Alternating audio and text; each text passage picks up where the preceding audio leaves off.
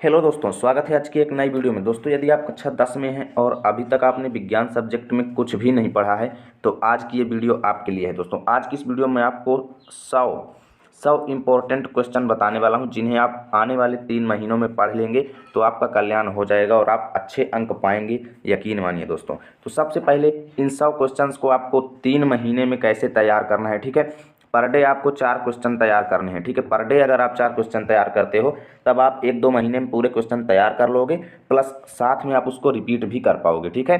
तो per day आपको 4 question तैयार करना है। कोई बड़े क्वेश्चन नहीं है, बहुत ही अच्छे क्वेश्चन हैं, हर वर्ष एग्जाम में पूछे जाते हैं। 6 अंक, 7 अंक, 3 अंक से लेकर के, ठीक है। सभी क्वेश्चन बहुत ही ज़्यादा इंपॉर्टेंट हैं। तो चलिए एक एक क्वेश्चन को देखिएगा। पूरी बुक के जितने भी इंपॉर्टेंट क्वेश्चन थे सबका मैंने यहाँ पर पीडीएफ बना लिया है, ठीक है। तो यहाँ पर देखो, पहला क्वेश्चन क्या है, उपचयन और अपचयन अभिक्रिया में अंतर लिखो। बहुत ही ज़्यादा इंपॉर्टेंट क्वेश्चन है ये, बहुत ही ज़्यादा, ठीक है। दूसरा देखो, रेडॉक्स अभिक्रिया किसे कहते हैं। अभी अपनी बुक उठाइए, जो जो चीज़ें मैं बता रहा हूँ उन पर टिक कर लीजिए, ठीक है। और पर डे आपको मैक्सिमम 4 क्वेश्चन तैयार करने हैं, मैक्सिमम इतना ही आप तैयार करेंगे तब भी आप 3 महीने में पूरा तैयार कर पाएंगे, यकीन मानिए, ठीक है। रेडॉक्स अभिक्रिया किसे कहते हैं। उसके बाद तीसरा, ऑक्सीकरण अभिक्रिया को उदाहरण सहित समझाइए। चौथा, रासायनिक अभिक्रिया किसे कहते हैं, इसके सभी प्रकारों को उदाहरण सहित समझाइए, ठीक है। पांचवा, ऊष्माक्षेपी तथा ऊष्माशोषी अभिक्रिया में अंतर लिखिए। उसके बाद छठवां, अम्ल तथा क्षार के सामान्य गुणधर्म लिखिए, ठीक है। सातवां, बेकिंग सोडा बनाने की विधि, गुण तथा प्रमुख उपयोग लिखिए। Most important question, most important ये क्वेश्चन है। आठवां देखो, धावन सोडा बनाने की विधि, गुण तथा उपयोग लिखिए। नौवां most important question, plaster of Paris क्या है, इसको बनाने की विधि तथा उपयोग लिखिए। यानी कि यहाँ पर देखो, ये जितने भी क्वेश्चन हैं सभी इंपॉर्टेंट हैं तो बहुत ज़्यादा क्वेश्चन पूरी बुक में, लेकिन हमें तो केवल अब इंपॉर्टेंट पढ़ना है, क्योंकि एक एक क्वेश्चन को अब हम तैयार करना चाहें तो थोड़ा मुश्किल पड़ सकता है, ठीक है। 10वां देखो, विरंजक चूर्ण बनाने की विधि, गुण तथा उपयोग लिखिए। आप 3 महीने में बस इन क्वेश्चंस को ही तैयार करके अच्छे से रख लीजिए कि आपका एक भी नंबर ना कटे इन क्वेश्चंस में। अगर ये क्वेश्चन आ जाए तब आपका एक भी नंबर नहीं कटना चाहिए, बस कोई दिक्कत नहीं होगी, यकीन मान लीजिए। 11वां देखो, प्लास्टर ऑफ पेरिस को आर्द्ररोधी बर्तन में क्यों रखा जाता है। उसके बाद 12वां देखो, भर्जन और निस्तापन में अंतर लिखिए। 13वां, तन्यता और आघातवर्धनीयता में क्या अंतर है। 14वां, धातुओं और अधातुओं के सामान्य गुणधर्म लिखिए। 15वां, धातुओं की सक्रियता श्रेणी क्या है, इससे धातुओं की क्रियाशीलता कैसे पता की जाती है, इसके प्रमुख उपयोग लिखिए। ये 7 नंबर का क्वेश्चन है, इससे कम में नहीं आता, ठीक है। 16वां देखो, संक्षारण क्या है, यह धातुओं को कैसे प्रभावित करता है, धातुओं को इससे बचाने के तरीके लिखिए। ये भी 4 नंबर से कम नहीं आएगा, इतना इंपॉर्टेंट क्वेश्चन है। इधर देखो 17वां, आयनिक यौगिक किसे कहते हैं, आयनिक यौगिकों का निर्माण कैसे होता है, ठीक है। 18वां देखो, साबुन की सफाई प्रक्रिया, 6 अंक का क्वेश्चन है, ये बहुत ही ज़्यादा पूछा जाता है। साबुन की सफाई प्रक्रिया को लिखिए। मिसेल क्या है, साबुन की सफाई प्रक्रिया में मिसेल का क्या काम है, ठीक है, 18 नंबर का है। 19वां, एथेनॉल के सामान्य गुणधर्म लिखिए। इथेनॉल का हमारे जीवन में क्या महत्व है, ठीक है। उसके बाद 20वां देखो, एथेनोइक अम्ल के गुणधर्म को लिखिए। सोडियम के साथ इसकी अभिक्रिया को समझाइए, ठीक है। अब यहाँ पर देखो 20 क्वेश्चन हमने बताए। 21वां देखो, यहाँ से आ रहा है, सहसंयोजक यौगिकों के सामान्य लक्षण लिखिए, ठीक है। 22वां, एस्टरीकरण अभिक्रिया क्या है, एस्टर कैसे बनता है, एस्टर का हमारे जीवन में क्या महत्व है, ठीक है। उसके बाद देखो 23वां क्वेश्चन, साबुनीकरण अभिक्रिया को समझाइए, इंपॉर्टेंट। 24वां, हाइड्रोजनीकरण अभिक्रिया को समझाइए, इस अभिक्रिया का हमारे जीवन में क्या महत्व है, इंपॉर्टेंट, ठीक है।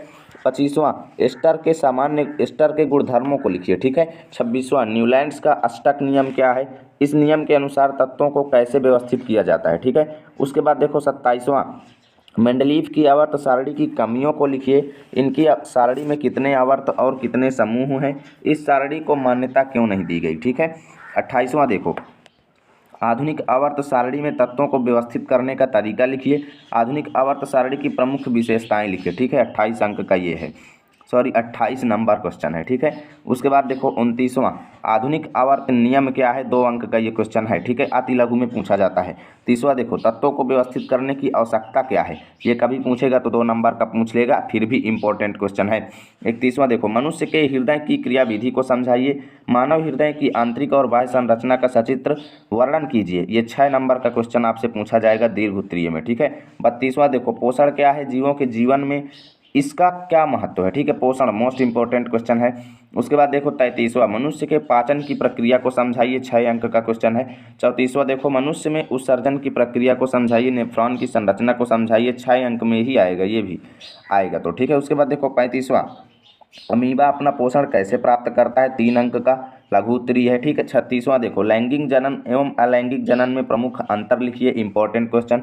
37वां देखो, कायिक प्रवर्धन क्या है, बहुत ही ज़्यादा पूछा जाता है। ठीक है, कायिक प्रवर्धन क्या है। 38वां क्वेश्चन देखो, जंतुओं में जनन की बहुविभाजन प्रक्रिया को समझाइए। और चलिए चलते हैं नेक्स्ट पेज। 39वां देखिए, मुकुलन द्वारा जनन की प्रक्रिया को समझाइए। 40वां, नर जनन तंत्र की संरचना को समझाइए, वृषण का क्या महत्व है। ठीक है, 40 क्वेश्चन हुए। चलिए देखते हैं 41वां क्वेश्चन, आनुवंशिकता क्या है, मेंडल के प्रमुख नियमों को लिखिए। ठीक है। 43वां, समरूप तथा समजात अंगों में अंतर लिखिए। 44वां, डीएनए तथा आरएनए में अंतर लिखिए, इसका मनुष्य के जीवन में क्या महत्व है, 4 अंक का क्वेश्चन, मोस्ट इंपॉर्टेंट। 45वां देखो, समजात अंगों की प्रमुख विशेषताएं लिखिए। 46वां, आनुवंशिकता को परिभाषित करते हुए इसके 2 उदाहरण दे करके समझाइए। ठीक है। 47वां, दर्पण सूत्र क्या है, इसका निगमन कीजिए। इसके बाद 48वां देखिए, अवतल दर्पण तथा उत्तल दर्पण के 2 उपयोग लिखिए। 49वां क्वेश्चन देखिए, वाहनों के पश्च दृश्य दर्पण के रूप में उत्तल दर्पण को प्राथमिकता क्यों दी जाती है, 3 अंक का मोस्ट इंपॉर्टेंट क्वेश्चन। ठीक है, और बहुत ही इजी क्वेश्चन है। 50वां देखो, उत्तल दर्पण हमेशा सीधा प्रतिबिंब क्यों बनाता है। 51, लेंस सूत्र क्या है। ठीक है। अब यहाँ पर देखो 52वां, उत्तल लेंस तथा अवतल लेंस के प्रमुख अंतर लिखिए। 53, अवतल लेंस द्वारा प्रतिबिंब बनाने की प्रक्रिया को समझाइए।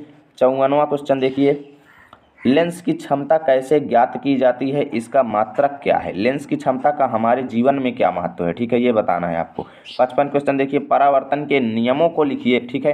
अगला क्वेश्चन, प्रकाश का अपवर्तन किसे कहते हैं, इसके प्रमुख नियमों को लिखिए, बहुत ही ज़्यादा इंपॉर्टेंट क्वेश्चन है। अगला देखो, तारे क्यों टिमटिमाते हैं, कारण सहित समझाइए। ठीक है।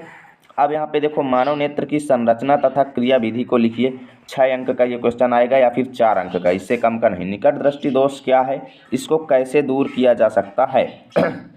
60 क्वेश्चन देखो, दूरदृष्टि दोष क्या है, इसको दूर करने के लिए किस क्षमता के लेंस का उपयोग किया जाता है। ठीक है। अगला क्वेश्चन देखो, प्रकाश का विक्षेपण क्या है, प्रिज्म द्वारा प्रकाश के अपवर्तन को समझाइए। इंद्रधनुष कैसे बनता है। ठीक है। अगला क्वेश्चन देखो, प्रकाश के प्रकीर्णन को, मोस्ट इंपॉर्टेंट, प्रकाश के प्रकीर्णन को समझाइए। टिंडल प्रभाव क्या है, डूबते समय सूरज लाल क्यों दिखाई देता है। 64 क्वेश्चन देखो, वायुमंडलीय अपवर्तन को समझाइए। किसी चालक का प्रतिरोध किस बात पर निर्भर करता है, मोस्ट इंपॉर्टेंट क्वेश्चन है। देखो, ओम के नियम को लिखिए, इस नियम के द्वारा प्रतिरोध के सूत्र की व्युत्पत्ति कीजिए। ठीक है, बहुत ही ईजी और बहुत ही इंपॉर्टेंट। प्रतिरोधों का संयोजन क्या है, इसके प्रकारों को लिखिए, साथ ही सूत्रों को भी लिखिए। ठीक है, 7 अंक से कम का नहीं आने वाला ये क्वेश्चन, 7 अंक से कम का नहीं है। 68 क्वेश्चन देखो, श्रेणी क्रम में संयोजित प्रतिरोधकों का तुल्य प्रतिरोध ज्ञात करने के लिए व्यंजक व्युत्पन्न कीजिए। 69 क्वेश्चन देखिए, प्रतिरोधकों का पार्श्वक्रम संयोजन क्या है। ठीक है। अब यहाँ पर देखो 17वां क्वेश्चन, 70 प्रतिरोधकता को समझाइए, चालकों की प्रतिरोधकता कैसे ज्ञात की जाती है। 71 क्वेश्चन देखिए, फ्लेमिंग के नियमों को लिखिए, लेंज के नियम को लिखिए, मोस्ट इंपॉर्टेंट। 73 क्वेश्चन देखिए, विद्युत मोटर क्या है, इसकी संरचना, कार्यविधि तथा प्रमुख उपयोग लिखिए, 6 अंक का क्वेश्चन है ये। अब यहाँ पर देखो 74वां क्वेश्चन, विद्युत जनित्र क्या है, या किस सिद्धांत पर कार्य करता है, इसकी संरचना, कार्यविधि तथा प्रमुख उपयोग लिखिए, 7 अंक का क्वेश्चन, दीर्घ उत्तरीय। 75वां देखिए, दिष्ट धारा जनित्र तथा प्रत्यावर्ती धारा जनित्र में अंतर क्या है, 4 अंक का क्वेश्चन। ठीक है। 76वां क्वेश्चन देखिए, दक्षिण हस्त अंगुष्ठ नियम क्या है, 2 अंक का क्वेश्चन। ठीक है। अब यहाँ पर देखो 77वां, फ्लेमिंग के दाएं हाथ के नियम को लिखिए, मोस्ट इंपॉर्टेंट क्वेश्चन। 78वां देखिए, दिष्ट धारा तथा प्रत्यावर्ती धारा में अंतर लिखिए। 79, विद्युत चुंबकीय प्रेरण क्या है, घरेलू विद्युत परिपथ को समझाइए। ठीक है। चलिए आ गए हैं नेक्स्ट पेज पर, और अगला क्वेश्चन है, पर्यावरण प्रदूषण क्या है, पर्यावरण को प्रदूषित होने से कैसे बचाएं, प्रदूषण का हमारे जीवन पर क्या प्रभाव पड़ता है। ठीक है। तो आज की इस वीडियो में टोटल 80 क्वेश्चन है, नेक्स्ट वीडियो में 20 क्वेश्चन और आएंगे। तो यदि आज की ये वीडियो अच्छी लगी है तो लाइक कीजिए, और वीडियो को लाइक करने से पहले इन क्वेश्चंस को तैयार कर लीजिए, मेरे लिए वो भी बहुत है। आप वीडियो को लाइक करिए ना करिए, लेकिन क्वेश्चंस को जरूर तैयार करिए, तभी तो वीडियो बनाने का कुछ मतलब निकलेगा। और मिलेंगे आपके साथ नए वीडियो में, तब तक के लिए जय हिंद।